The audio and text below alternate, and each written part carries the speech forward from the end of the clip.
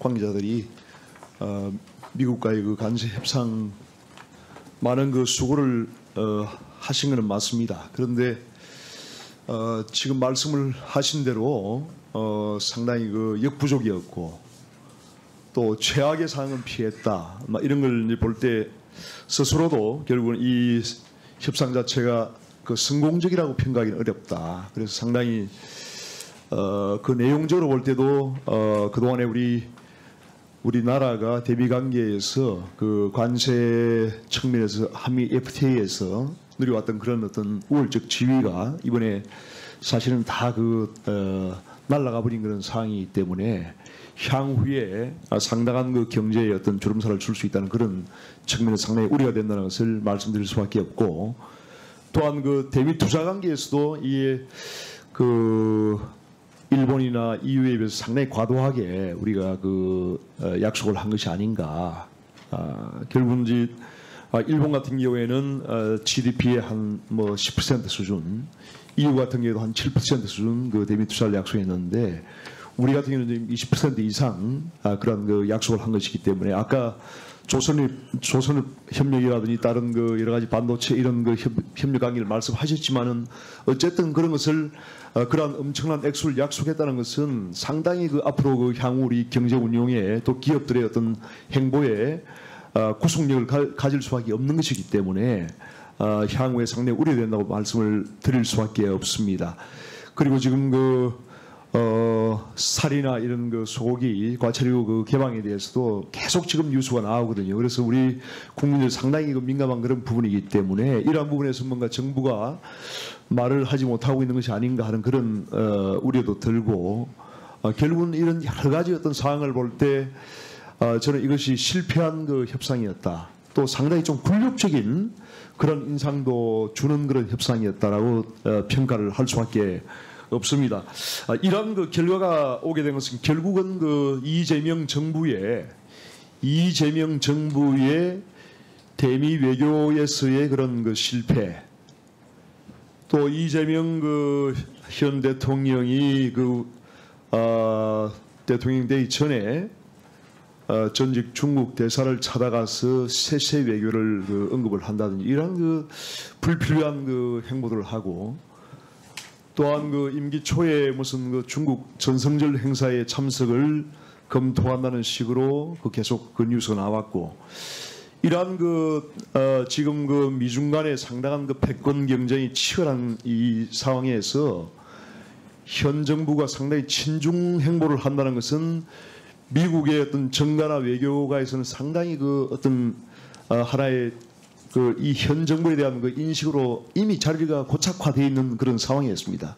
그런 상황에서 지난 6월에 G7 정상회의 당시에도 일방적으로 사실상 한미 정상회담이 불발이 되고, 그 이후에 루비오 미국 국무장관과 위성락 안보실장의 그런 미팅도 사실상 일방적으로 철회가 되고, 또 우리나라 재무통상 관련 이 장관 미팅도 사실상 7월 달에 불발이 되었죠. 그래서 여러 가지 이러한 한국이 미국의 관계에서 상당히 패싱되는 이러한 상황에서 너무 현 정부가 다급하게, 너무 조급하게 굴욕적으로 이 협상에 임한 것이 아닌가.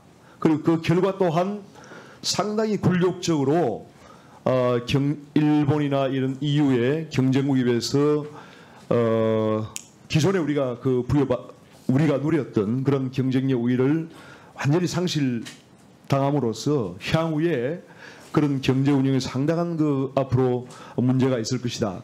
이런 것이 지금 IMF도 세계 경제 전반적으로 회복이 된다고 지금 경제 성장률을 올리고 있는 상황에서 한국만 주요 국정이 유독히 지금 경제 성장률의 전망을 1%에서 0.8% 내렸어요. 아시아 개발은행도 마찬가지입니다. 1.5에서 지금 0.8로 내린 상황인데, 이러한 저간의 여러 가지 어떤 상황을 볼 때 현 정부가 그러한 외교, 국제관계, 대미외교, 한미동맹 이런 차원에서 상당히 어떤 지금 실패의 길로 감으로써 결국은 임기 초에 이 대미 관세 협상이 상당히 중요한 그런 변곡점인데, 향후에 과연 어떻게 될 것인가 우려할 수밖에 없는데 한번 말씀을 해주시기 바랍니다. 예, 의원님께서 뭐 이재명 정부가 대미 외교 실패했다, 또 그다음에 이번에 뭐 협상은 굴욕적이고 또 뭐 굴욕적이게 볼 수밖에 없죠. 여러 가지 실패했다고 말씀하셨. 저는 거기엔 동의하지 않습니다. 왜냐 그러면은요, 우리 이거 초기를 한번 생각해 보십시오. 우리는 정부가 지금 6월달에 새 정부가 들어오기 전까지 얼마나 불안했습니까? 그때 일본과 EU는 협상을 하고 있었습니다. 우리는 협상을 하지 않았습니다. 새 정부 들어서고 나서 물론 기재위에 제가 감사하게 생각하는 게 저를 빨리 해주셔가 제가 미국을 최대한 빨리 가려고 해서 그 협상을 하는데 29일을 가지 않았습니까? 3일 남았습니다. 3일 의원님. 그동안에 만약에 협상을 하지 않았더라면 지금 질의 시간이 조금 그래서 저는 우리 구윤철 경제부총리께서는 할 역할을 최선을 다했다고 생각합니다.